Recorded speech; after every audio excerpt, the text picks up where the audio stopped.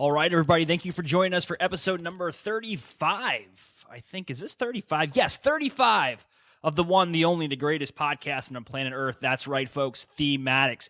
Today, we're interviewing Deborah Thompson. She comes all the way to us from Washington in the UK. That's right, you'll see her and Grace talk about Grace being from Washington State and Deborah being from Washington. You know who's left out with two thumbs? This guy, Andy Sokolovich from Iowa. Grace seems to suck him in from South Dakota. Now she has a common name identifier with locations with Deborah Thompson all the way out in the UK.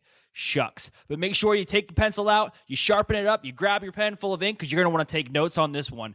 Deborah talks about some amazing things that she's doing with StrengthsFinder, and we just really have a good time. All right, everybody, thanks for listening. If you have any feedback or need anything from me, don't hesitate to send me an email, andy@UnleashStrengths.com. Now sit back, relax, enjoy the show, and as always, stay addicted.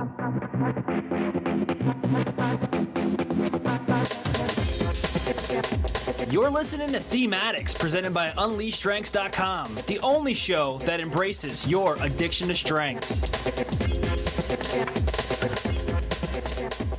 All right, here we are. This is crazy. We're at episode number 35 already. But before we do our normal thing where I introduce myself and Grace and our guest, the other day I'm sitting here and I had this desire to host a little rap battle. But I can't have a rap battle because it was just me. So, thinking that somebody else was there and I wanted to do something around StrengthsFinder, I busted out this sick beat. This rap is a product of UnleashStrengths.com. Please share with your friends. See ya. Is this thing on? Yo, give me a beat. My name is Andy and I'm here to say I love StrengthsFinder in a major way. This ain't no gimmick, this ain't no jive. I'm about to bust a rap using my top 5. A rap, a song, a tune of my creation are all a product of my ideation. A vision, my view, intentions altruistic, never in the now. I'm always futuristic, meeting new people just like you. I'm extremely outgoing thanks to my woo. A story, a tale, an open invitation to listen to me rap using my communication. This rap's about to end, but nothing rhymes with Egypt. I guess I'll do a Google search using my strategic. Thanks for listening to me rap. It's not lame. I'm gonna throw out the gauntlet and challenge you to do the same. Man, that's it. I'm out of here. Peace. So that's what I do when I'm bored. What do you guys? Nice job, Andy. Oh man, that's funny. Funny stuff. So my name is Andy Sokolovich. I'm a Gallup certified strengths coach and the owner of a coaching practice nestled right here in the small Midwest town of Clinton, Iowa. Unleash Strengths. I am a coach for hire, working with organizations to enhance employee engagement, boost recognition, and increase overall job satisfaction. If you are interested in enlisting the skills of a strengths coach, or you're looking for a speaker for your next workshop, conference, or seminar, consider giving me a ring, 815-441-2219. Thematics is a podcast series designed to highlight the massive impact the Clifton StrengthsFinder assessment has had on now over 12 million people. It's our belief that the best way to promote its effectiveness and proven results is to interview those who've experienced the power of strengths-based development firsthand. Our guest today is intimately aware of her strengths and wants nothing more than to share her story in an effort to help others just like you succeed. For more information or to schedule an interview for yourself, that's right, you too can be on Thematics. Shoot me an email, andy@UnleashStrengths.com. Hit us up on social media, facebook.com/UnleashStrengths, Twitter @UnleashCSF, and you can subscribe to our RSS feed and iTunes. If you listen to this podcast on iTunes, we do ask that you leave us a positive review. You can see all those links and more at UnleashStrengths.com. My co-host is Grace LeConte. She is the owner of LeConte Consulting. You can find more information about Grace at LeConteConsulting.com. And Grace hustles and works hard and empowers and motivates using strengths-based training to management teams and groups. Grace, what's going on? Hi, Andy. I am doing great. You're jealous of my rap. It's sunny and beautiful today. And you're jealous of my rap skills. Oh, yeah. I really wish I could do that. I actually tried to rap, just like to copy yours, and it was a complete disaster. What? So maybe I'll try another time. No, we have a recording tomorrow. We have another episode, so you better send me that audio file. Break it out, yeah. Oh, that would be sweet. I can't be the only one making a dummy of myself on I'm going to say on live air, but it's a podcast, so. All right. Well, Grace, it's not all about you and I. We got to introduce our guest sometime, and we're excited to have her on. Deborah and I connected probably over a year ago when she was interested in becoming a Gallup certified strengths coach. We connected via Skype and she just asked me some questions about StrengthsFinder and the coaching process. But now, fast forward the clock, she is going to be on our show. So Deborah Thompson, how are you doing? Introduce yourself. Tell us what you've been up to and go ahead and reveal your top 5. Oh, thank you, Andy, for being for putting me on the show, because I can talk about strengths all day, and it's just really lovely to connect with people who like to talk about strengths. So thank you. And, you know, I think you were probably one of the first people that I did connect with to talk about strengths properly. That wasn't that long after you had been certified. And I'll never forget that experience. So it seems like I am rewinding and fast forwarding now. And fast forward from a year ago, pretty much, my top 5 are revealed. So I think I knew them there as well, but I didn't quite understand them fully. But my top strength is learner, and then connectedness and belief and achiever and maximizer. So how did StrengthsFinder ever kind of enter your life? I mean, you're there in the UK, you live in, you said Northeast England, and you contacted me and said, hey, I want to be a strengths coach. So obviously you and I had the same passion for strengths-based development. How did you ever find out about StrengthsFinder and the assessment itself? Yeah, I'll talk about that in just a second. But I first have to say how eerie this is, because I'm actually in Washington. Which is in the northeast of England. And Grace is in Washington, D.C. Actually, I'm in Washington State, Deborah. Everyone gets confused about the two Washingtons. So right. You're not the only one. Yeah, D.C. is near Virginia on the coast of the East Coast. Washington State is actually in the northwest corner, of the United States. Man, Grace, last time we had somebody from South Dakota. You were from South Dakota. Now we got Washington in the UK, Washington State in the United States. I'm feeling a little left out here in the Midwest. We're all Washington. Yeah, Washington is a great word. So you live in the city of Washington in England? It's in the northeast of England. Province? It's not really a city, no. It's the closest city is Newcastle upon Tyne and Durham. They're probably the closest, and it's a village really in the middle of those both cities. Well, I drink Newcastle, so I don't know if that helps. Close. Well, we're all connected, aren't we? Absolutely. Exactly. And that's where your connectedness would reveal that, right? Yeah. You like to see how connections happen. And do you know that I always believe that everything happens for a reason, and I've used that phrase so many times in my life, yet connectedness as a word, as a strength word or a talent theme word, it just didn't make any sense to me at first. Neither did belief. The only theme that I really had any kind of resonation with was achiever. When I first had my strengths assessment. But let me tell you how I was first introduced to it, which is what you asked. So no one person actually introduced me to StrengthsFinder, Andy, as such. What happened was about 18 months ago, my ears immediately pricked up. I can remember when I was doing an online training course and somebody on a coaching call on that course was struggling to identify their strengths. They could very easily identify with their weaknesses, but they were struggling to identify their strengths. And another person on that call suggested that they should use StrengthsFinder to identify their strengths. And until that point, I hadn't even heard about StrengthsFinder. So my ears, I can remember vividly, immediately pricking up, and I scribbled down StrengthsFinder on a piece of paper. That's kind of a little bit of a clue as to what my learner, I suppose, was involved in, but I didn't realize it back then. And so my learner talent and my maximizer talent, I think, immediately kicked into action to go away and explore about StrengthsFinder. And from there, I took an assessment myself along with the entrepreneur assessment. And I also started to ask some of the clients that I was working with at the time to use it, because I'd found it quite impactful and more impactful and more insightful than other assessments that I'd taken.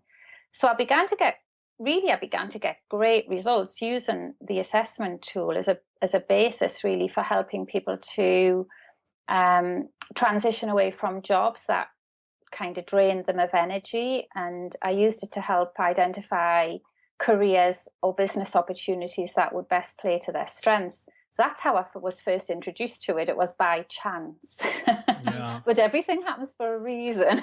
Right. Yeah. It's so ironic because like today I'm listening to a podcast available on iTunes called Entrepreneur Showdown. It's these two guys and they're going back and forth talking about business development. One guy keeps saying, well, I'm futuristic. And that word all of a sudden, I'm like, my ears perked up and I started listening. But they were talking about business development and finding those who are strong in areas that you are weak. So I didn't know if they never mentioned StrengthsFinder, and I didn't know if they ever had taken the assessment. But I sent those guys a top 5 access code and a little email today to see if they'd be interested in talking with me more about it. So it's amazing how through webinars, a little online seminars, or whatever it is you're doing, that word sometimes creeps up. And that's how a lot of people kind of learn about it, just through word of mouth. Well, that's how it happened with me. Mm-hmm. That's great. Deborah, I'm curious, do you happen to know what your Myers-Briggs results are? Would be the 4 letters. ENFJ, I think. ENFJ. So the feeling is a strong one. I could see how with your connectedness that would be coming out. Yeah. I just really like to see it. I've actually done a bit of studying to connect, to see if there are any connections between top 5 strengths and Myers-Briggs results. And I can pretty much officially say that I don't see any correlation that you can hang your hat on. But because we are all so incredibly complicated beings, everybody has a different way of presenting those. So I'm always curious to see if there's something new I can learn about someone's results from both of those. Yeah, that's and I guess because I'd done Myers-Briggs, Insights, DISC, and I just thought, oh, this is just going to be another assessment, one of those assessments. So I was very skeptical, and I actually had to do my own research to kind of see it almost. But even though I kind of knew that it sounded as though it was going to be something more useful and new and interesting, I still had a little bit of skepticism at first. But it's took a little bit of a journey, and I'll talk about that journey. Jump right into that, because that was going to be my next question. We're so excited. Tell us your journey. Since the day you became strengths aware, lead us through that journey, especially the first couple steps. This podcast is really targeted towards those individuals who had just taken the assessment. So maybe introduce us to 1 or 2 action steps you took in order to start applying strengths-based development into your life. Well, the action steps to actually become certified, because I'd started to get great results using the tool with some of my clients, and that was even before I became certified. I was already a certified coach, but not a certified strengths coach. And I used to get them to use DISC or Insights as one of the assessment tools, but I was getting a bit bored with it, and I just always felt that there was something missing. So it started to get great reviews, great insights with people who were using the assessment, but I kind of thought, I'm not really sure I'm kind of giving everybody their best, the best value, because I'm not certified. So then I thought, well, gosh, this is such an expensive coaching course. I've got to really look into it and weigh up all of the pros and cons. So I think my learner kicked really into play, because when I initially took my assessment and read through my strengths reports, like I said earlier, I only resonated with achiever at first. Although there were some aspects of my others that did make sense, they didn't fully make sense.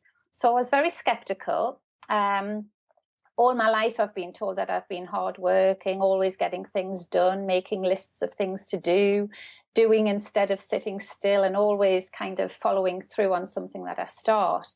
And I thought learner somehow related only to academic attainments. So I kind of dismissed learner as mine initially and thought, this is a rubbish assessment. It just doesn't make sense. This is stupid. It was all very negative. And I really didn't understand the connectedness link at that point and belief. I just thought, well, what is that? So, names on a report, at first, if you're a little bit skeptical, I suppose, and you've had similar experiences to me, there might be a high risk that you might initially have a bit of a a negative reaction towards the assessment. And for me, I only, like I say, related to achiever. And when I got my full list, my full 34, conditioned to examine what we're not so good at, I went straight to the bottom and saw restorative at the bottom and thought, well, that's it. This whole assessment is just ridiculous because I am good at fixing things and I am good at solving problems and I like to solve problems. So I thought the whole assessment was just wrong. But always wanting to learn, I was determined to get a better understanding of those talent names. And I thought, right, I'm not just going to leave it. I'm going to dig further. Now, for me, my learner allowed me to do that. For some other people, they might just put the assessment and the reports to one side, put them into drawer 13 and never witness the magic that can happen if you invest in them ever again. So one thing I would say to people is, get some coaching, because restorative for me, well, it is more of a troubleshooter. I like to find improvements and I like solutions. But maximizer, which I didn't appreciate until I had some coaching, it's all about excellence. It's all about working with the best and always looking to be better. So it really made sense once I knew that, how that was at number 5 and restorative was very low, because I do lean more towards maximizing than restoring per se. But isn't it incredible how they all work together? Someone else with maximizer, it would look and feel and act very different than your maximizer, right? Absolutely, because maximizer and learner are constantly exploring to get something even better. Yeah. So I related to the assessment as after a little while, I related to the assessment as a kind of an awakening from a deep sleep. That's how I would relate to it, because, these talents that we've got are so subconsciously part of our natural DNA that I couldn't really see them playing out in my own life until a coach held up a mirror to me. So it's a bit like driving a car. You subconsciously get from A to B without even knowing how you've got there. But looking back on my own personal strengths journey, from taking that initial assessment to getting those reports with a bunch of talent names on them, I can see that it took me personally around 4 to 6 months, I would say, to go from that initial naming stage, naming those 34 talent names, giving them a name, to then move on to begin the process of claiming them as mine. I was just rebelling against them and saying, this is stupid. Apart from Achiever, all of these are just nonsense. And it was really the help of some strengths coaching and speaking to a number of accredited coaches and lots of research. And I even went down to the Gallup offices in London to get a better understanding of strengths before I took the plunge. So you were just pounding on their door, Deborah. I want to understand this better, right? Tell me more. Tell me more. Yeah. Yeah, sorry, I time my mic turned off. I started talking and I was like, hey, I'm not hearing myself. Yeah, it's important to think, because how often do we read articles or we read a book or we read a blog post and we agree with 90% of it, but then there's that 10% of it that just makes us think, I don't necessarily agree with that. And more often than not, we discredit the entire thing because we focus so much on that portion that we don't actually understand. And I know that's the way I am. I do that, and it's something that I don't like about myself, or I acknowledge about myself, I should say, is because I will read a book and then I'll get to maybe like the second to last chapter and the author will write something in there that I don't necessarily agree with. And then I'll brain dump the first, 40 chapters of that book because of that one moment. And I think a lot of people have that experience with strengths, especially in my coaching experience. When somebody takes the assessment for the first time and they receive something in their top 5 they don't necessarily understand or like, they automatically get defensive and they want to discredit the whole process altogether. But it takes the insight of, not only coaches, but strengths enthusiasts or those who are willing to help you kind of go through that theme insights report and help you learn what that actually means and how it applies in your life as an individual. Absolutely, yes, I agree. And I think that claiming part, the name, claim, aim stage is the claiming part. once I claimed my strengths as mine, I began to really notice how they play out in my life, and then began the process to then intentionally, I suppose, aim them towards outcomes that I really was looking to achieve. So I now think of my top 10 to 12 strengths as my own personal top senior leadership team, almost, who I call upon when I need to complete a task. And if I need, I suppose, to enlist some of my lesser strengths for longer periods of time that will ultimately just drain me of energy, I'll then seek out someone who's got those talents wherever I can. So, for example, consistency is very low for me. And I've realised that if I leave my bookkeeping until the last minute and have a lot of bookkeeping to do, which is really tedious and repetitive and boring and same, I feel so drained that I just wish I'd kept on top. But now I enlist my learner and maximizer to kind of join forces and pull together, and now I plan in weekly bookkeeping sessions with myself to keep on top of them, so I don't have to have that draining, horrible experience again.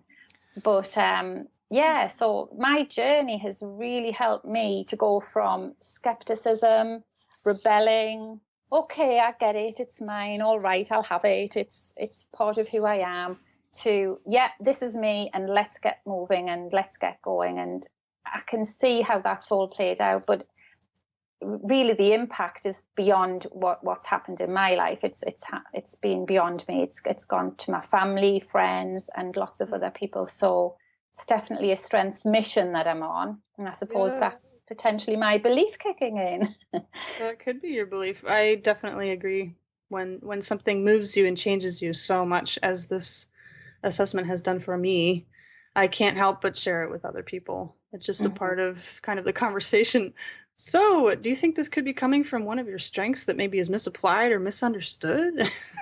Yeah, I've definitely had a lot of success with understanding my family members and even friends that I disagreed with.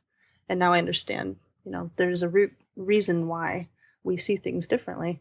Andy, have you had that experience too? Does it help in tremendously? I mean, we've had this conversation time and time again about our communication process with our own spouses, and how just becoming strengths aware and identifying where her talents lied, and then versus mine, it was easy to see why sometimes we butt heads, but why we are a well-rounded couple and we kind of support a well-rounded family. Because like Deborah was talking about doing her books. I mean, that's my wife. If it wasn't for her doing that stuff for me or me outsourcing it, it would not get done. I'd be getting audited by the IRS and I'd probably be in jail by now.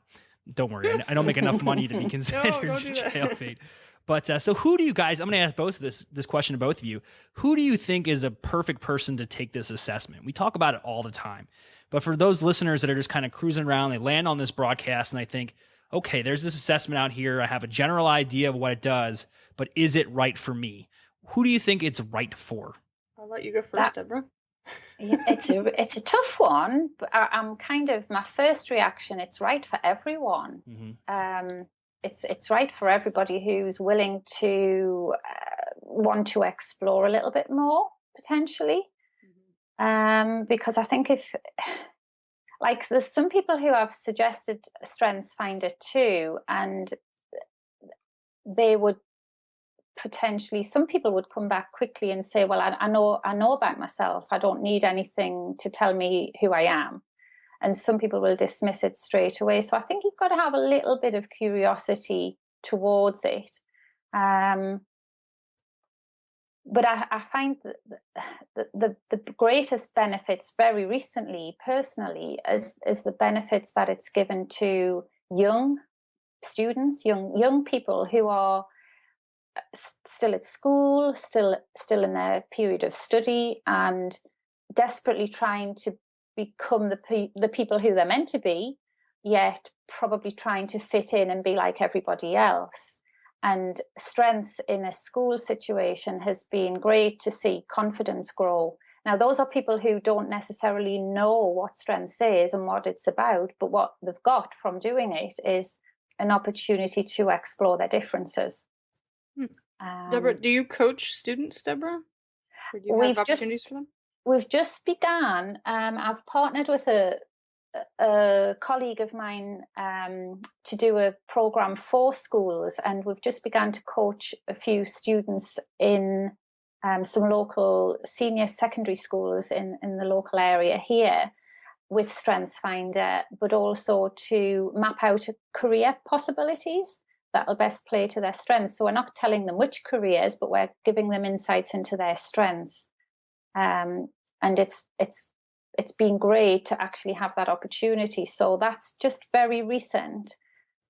But I would say anybody that's willing, who's got an open mind. Mm-hmm. Grace, what do you think?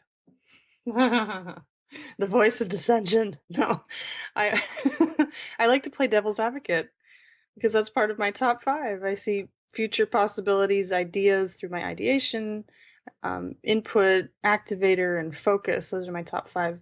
And I agree with everything you said, Deborah. My brain takes me always to the opposite.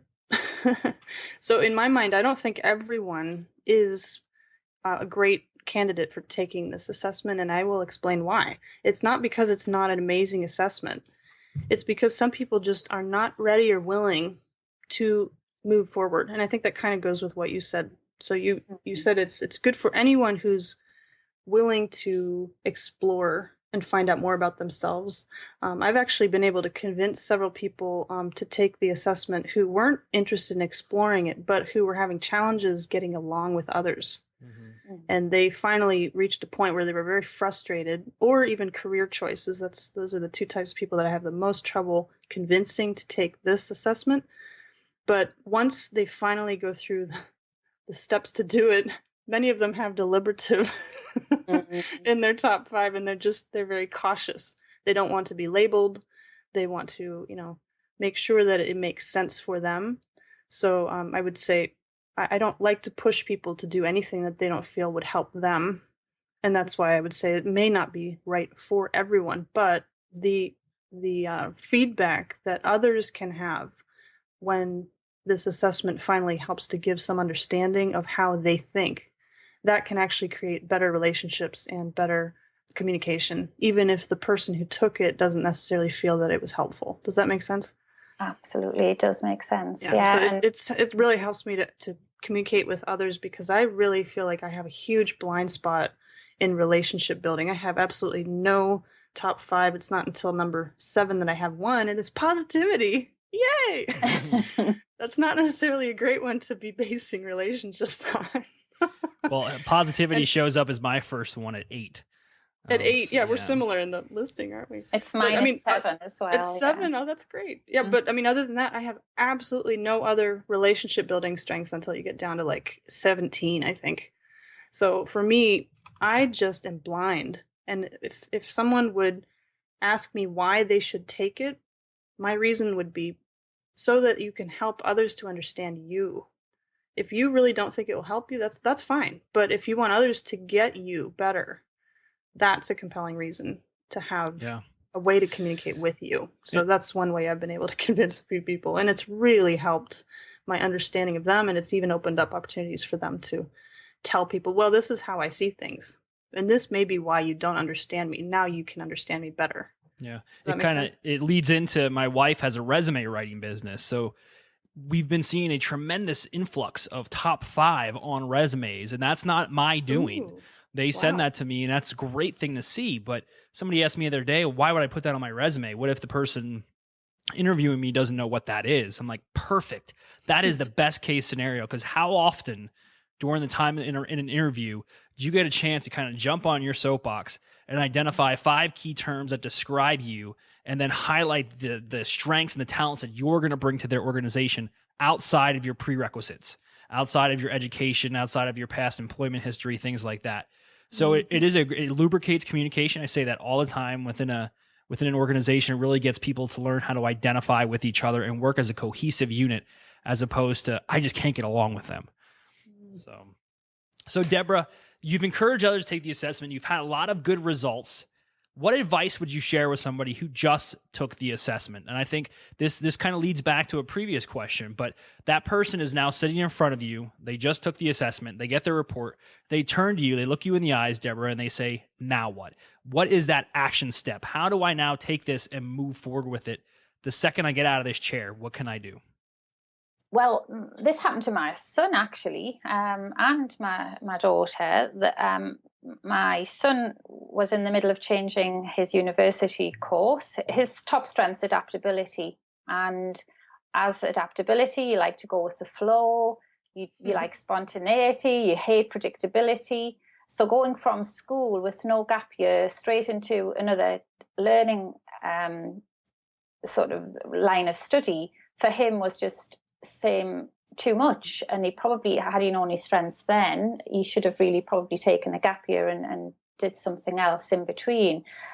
But what he did with his resume was he actually incorporated his top strengths into the language of his resume. Mm-hmm. And he sat back and looked at it and thought, do you know what? I'm really good.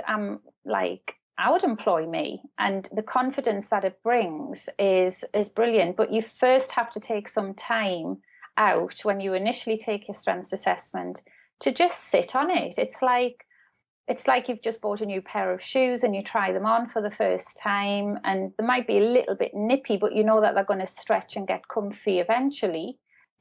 But you keep trying them on and you keep wearing them in, and that's kind of how they were with me. So I would encourage anybody to just highlight words that resonate. Anything that they do not agree with is probably going to be their greatest opportunity for development and growth, as it was with myself. So I would say anything that you agree with is probably what you knew anyway, but anything that you disagree with, I would probably say, find a strengths coach, maybe get some information, learn a little bit more about what they mean, and keep sitting on it, but just keep pulling it out. Get the app, download the app, keep reading it, keep your strengths top of mind, and then you can build that into resumes and job searches and start to really accept who you are for what you are. Mm-hmm. Yeah, I like that. It's I lost my train of thought here. Don't worry, it's coming back. It's coming back. I'll jump in if you want. Yeah, jump in. I'm thinking. All right, Deborah, I really like the stretching the shoes analogy. Yeah. So I really like that analogy that strengths are kind of like we stretch into them in order to serve us better. And I also love the strengths on your resume. What a great activity. Yeah, I think I'll use that in some of my coaching. You remember, I always preface, do you remember? And I always think, like, how is she going to forget? This was like 3 weeks ago. I'm sorry, I won't do that. I won't do that anymore. But when we interviewed Chinnarat, Rungchotfit, he said that that's how he forms his bio. So if he asks for a biography or somebody says, send it to me, he writes down his top 5, and then he explains in his bio how those top 5 actually mesh or work themselves into that organization. And he uses this top 5 as a base or a structure to develop his full bio. And I think the plan, or basically what Deborah says, is very similar. I mean, use that as your stepping stone, because when you sit back and you say to yourself, okay, what am I good at? That's the question that got me involved in strengths, period. Somebody posed it, what are your natural talents? And when I didn't know, I turned to good old Google and I found this awesome assessment, and then it was given to me. Wow. But it's really, we've interviewed people now through my wife's resume writing business, and we've asked them, have you had success with strengths? And one gentleman said, oh, it got me the job. He said, I stood there in front of a panel of interviewers and nobody knew what StrengthsFinder was.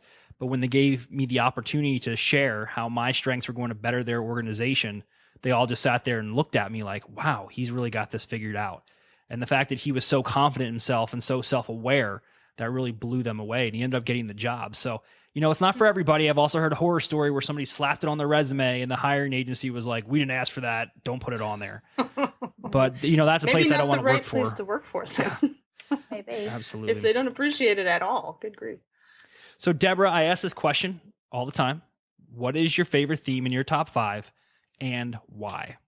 I would probably like to say learner, because I would probably like to say learner, but I'm going to say maximizer.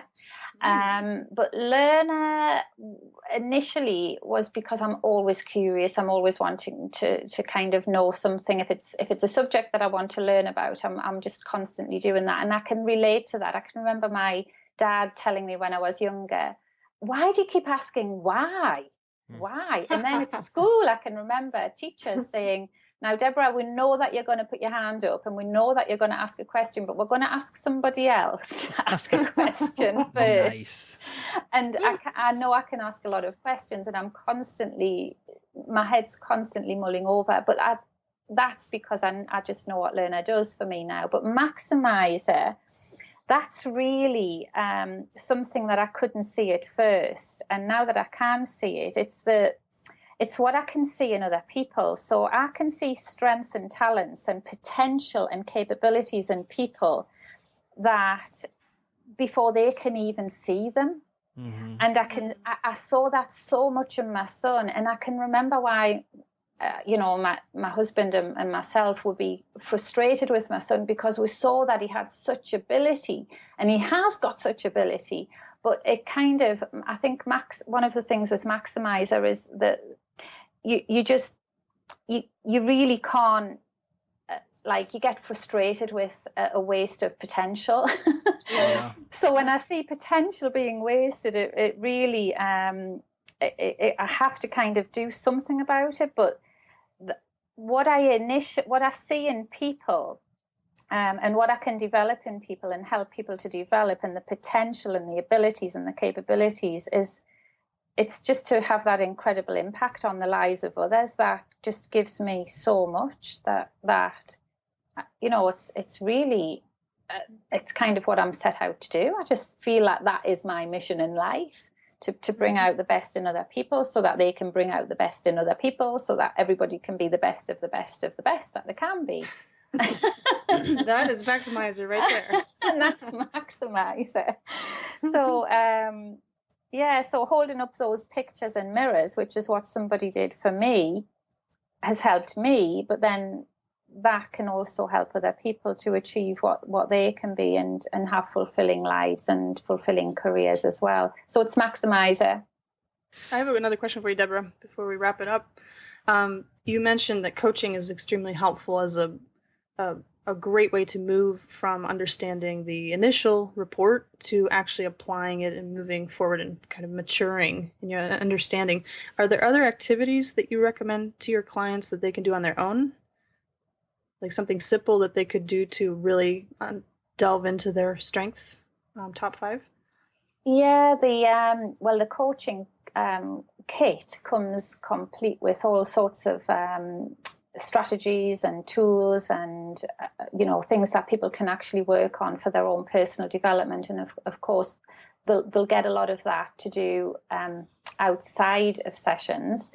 But what I find is really useful is to keep a diary almost, of a journal of their daily events. So if somebody's working in a job or just going about their everyday life, maybe just to spend take a week out writing a journal of the type of activities that people have found themselves doing, and to just notice and witness some simple things. Like, for example, I was helping my daughter just this week, and she wanted to sort out some things in the baby's bedroom, and I said, it's really warm in here. Do you want to do this another day? No, I've got to do it now. There's no time like the present. I'm doing it now. And of course, she's got activator. And I said, wow, there's activation coming out if ever I could see it. And, just to even witness that those things are happening so quickly, I think is quite an amazing thing. So those are quite insightful activities, just to take a time out to do a journal. Thank you. That's a great idea. Well, Deborah, thank you so much for being on the show. How can people reach you? They're listening to this podcast. They love what you have to say. They want to contact you possibly for some coaching help, or they just want to connect with you as you did with me over a year ago. How can we get in touch with you? So there's two different ways. If it's an education, like a school, a college, a university, you can either contact me through my website, which is UXL, that's the letters U, X and L, lifeconsultants.com. And there's also gearmycareer.com, and that Gear My Career is more towards the students and schools, colleges and universities, but it's equally on my website, uxllifeconsultants.com. How do you spell GUMI? Deborah? Gear my career. So gear, Gear. Oh, gear. Okay, Gear. Yeah, so what we do is we have modules within that program which are gearing students towards potential career opportunities. So it's mapping out a career path, and each module is in the form of first gear, second gear, third gear analogy. Fantastic. What a great idea. So gear my career, MY? Yes, MY. Okay. Gear my career. I really like that idea. First, second, third gear. Yeah, we'll make sure we slap that in the show notes along with all your other contact links and anything else that we can add. Deborah, thanks again for being on the show. This was a delight to interview you. Best of luck in your future endeavors, and don't hesitate to reach out if you have any questions or you want to reconnect sometimes and really kind of crank up that learner. Thank you very much, Andy, and I've really appreciated this conversation. I could talk all day strengths. That's great. Yes, hello from one Washington to another. Yeah, we'll have to mention that in the notes, but it's so great to speak with you, Deborah. Thanks for sharing your passion for strengths, and the ideas that you have are fantastic. Thank you. Thank you very much, and I've enjoyed talking with you as well, Grace. Thank you. Yeah. All right, everybody. Thanks for listening to another episode of Thematics. This was episode number 35, recorded on the 27th of August, 2015. Remember, you can subscribe to our podcast on iTunes. Go to UnleashStrengths.com/iTunes, hit that subscribe button, and make sure if you like what you hear, you leave us a positive review. You can also find a tremendous amount of video content and other mass media, I guess. What else is on my website? All sorts of stuff at UnleashStrengths.com. This is your host, Andy Sokolovich, and I'll talk to you guys soon. See ya. Thank you for listening to another episode of Thematics, presented by UnleashStrengths.com. Remember to embrace your strengths and always stay addicted.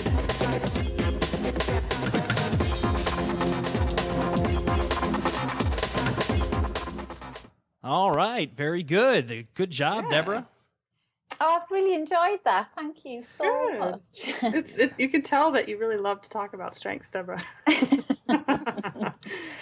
Sometimes I have to be very careful. Oh, I know. How much that I talk about it. I know. I'm sure my family and my close friends get really tired of it, but I can't help it. I just can't help it. It describes the world for me now. So, and human relationships are so complicated. I have to understand it in that way. So, Deborah, we actually recorded this post show a little bit too, just to give you a heads up. It's kind of some additional content for those that want to listen all the way to the end. But correct me if I'm wrong. Wasn't your daughter in a movie? Yeah, she was in Jupiter Ascending. Yeah, I remember seeing that I think we're connected on Facebook, and I remember you posting pictures of your daughter, and she was in a movie. I thought that was pretty cool.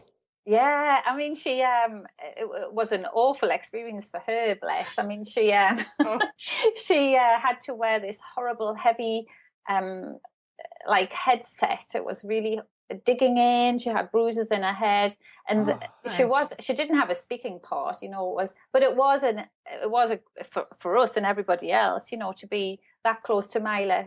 Is it Mila Kunis and what was the other guy? Channing Tatum. Yeah. I thought it was incredible, but yeah. Calm down, Grace. Calm down. No, I don't have a crush on him. It's fine. It was so good. We've obviously bought it, and for the snippets of how much she's actually got about 10 minutes worth of showing on the movie, and it was so funny in the cinema. We had to really refrain from, "That's my daughter." Oh, I wouldn't have refrained at all. I would have been yelling. I yell at my daughter's dance recitals. Oh, you're one of those dads, Andy. Yeah. Would you have it under any? Do you hold your massive iPad up so that it blocks people's view? I hate it when people do that. No. Hey, everybody. Thanks for listening all the way to the end. Her daughter was in a movie. That's pretty cool. We liked recording that extra little bit after the broadcast because everybody's so excited and the adrenaline's pumping from just doing a podcast. You never know what you're going to hear. So thanks again for listening to Thematics. Hope you enjoy the show. If you have any feedback for us, go ahead and shoot me an email, Andy@UnleashStrengths.com. Don't worry. We're going to keep pumping them out. Thanks again, everybody. See ya.